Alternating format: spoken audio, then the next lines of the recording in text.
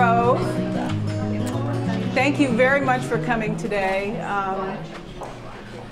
I see some familiar faces that I haven't seen for many, many years, actually, and it's really good to see you and to welcome new friends. And of course, we're here, most of us, to support two dear friends. I don't want to get emotional. Anyway, this day has been a long time in coming, and Terry is going to share the story of that. And then my dear friend Sherry is going to share a story that she's written.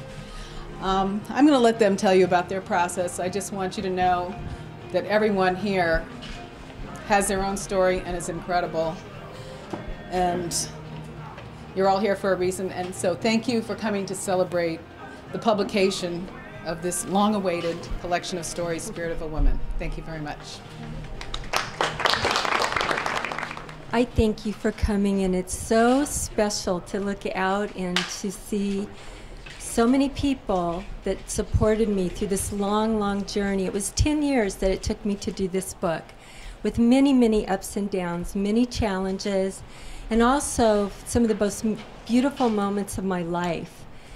And so now I'm going to tell you a little bit about the Spirit of a Woman.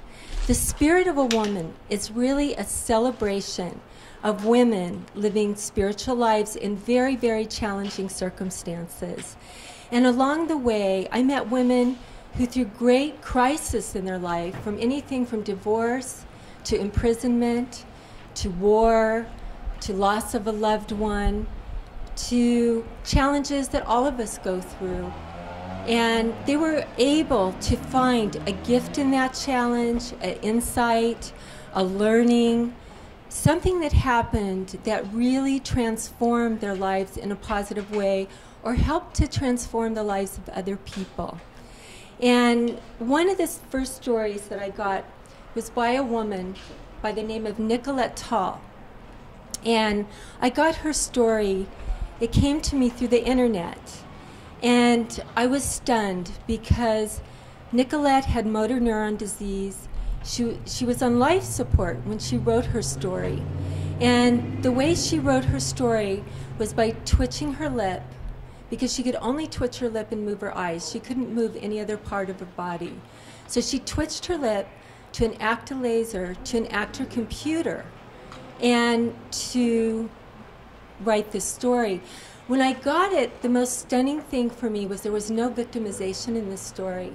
But instead, I believe Nicolette Tall had really found an inner peace. And she was so uplifted and reminds us of the importance of friends and family when we're going through these really, really unbelievably challenging times. And so she asked me if I would come to visit her.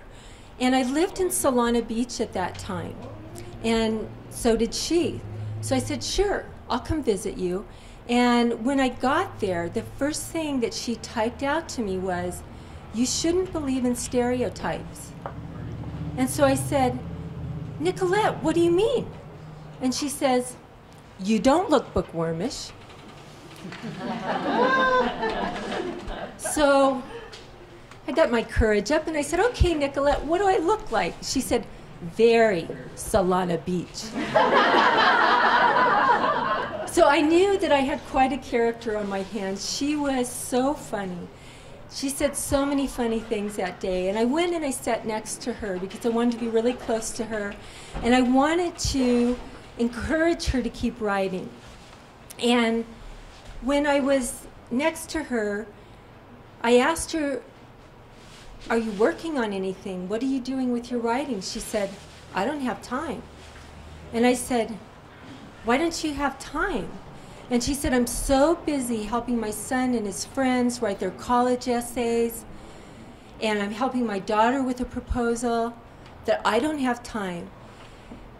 And I was so stunned again how this woman managed to find a way to have meaning and purpose in life and to contribute to others was life-changing for me and transforming for me. I definitely could not complain about my writer's block ever again. Another story I have to tell you was written by Colleen Haggerty, and it's entitled No Apologies Necessary. When Colleen was 17 years old, she got out of the car in the snow. She was stranded, actually, in the snow in her car, and she was hit by a man named Harvey. He pinned her leg against the car, and she lost her leg. So 2 years later, seeking compensation at a trial, she looked over at Harvey, who sat there with his head down in shame.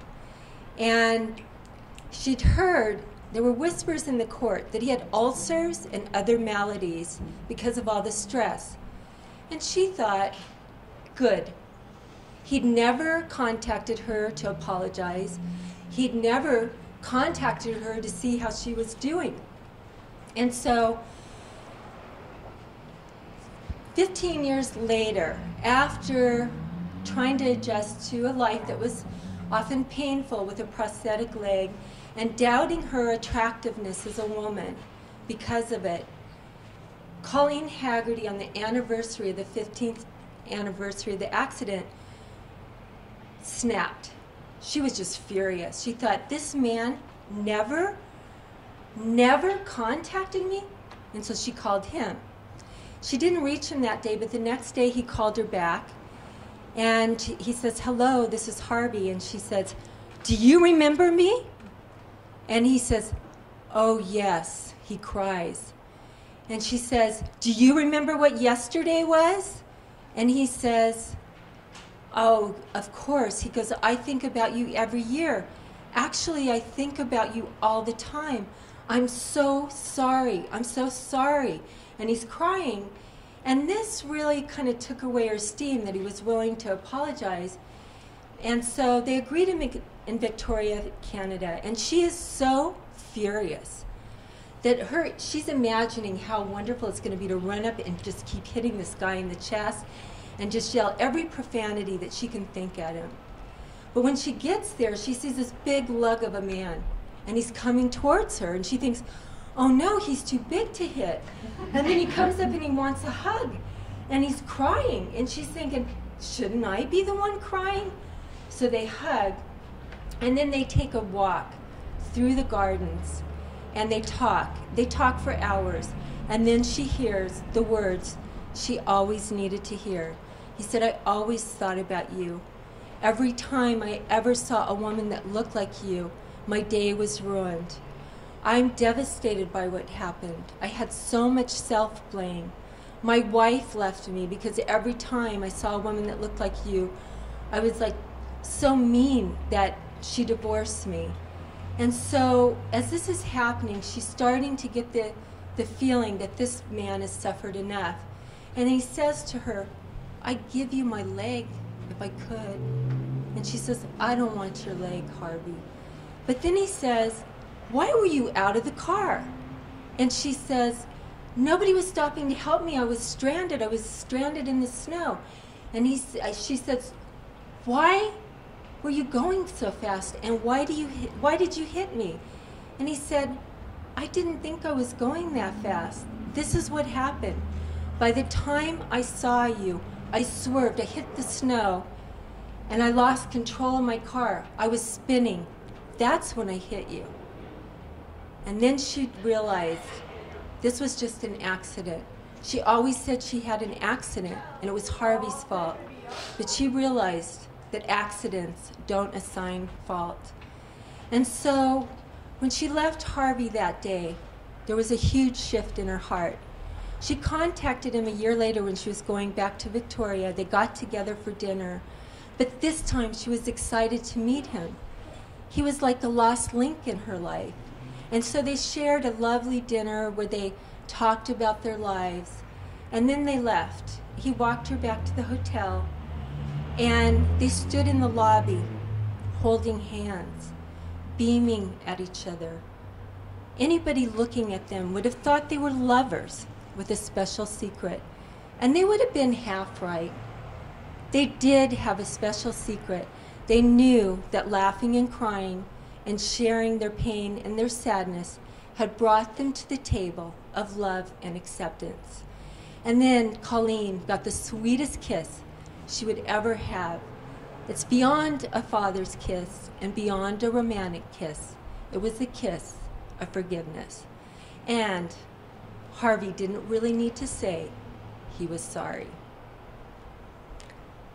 So, as all great stories, I think this is a powerful story that really talks about how important it is for us to listen to each other's stories.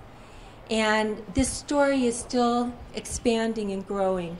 Colleen Haggerty had a book signing a week and a half ago up in Bellingham, Washington. And it was a smashing success. She was with Christina Baldwin. And she said that even better than it being her first book signing as a published author was that Harvey came.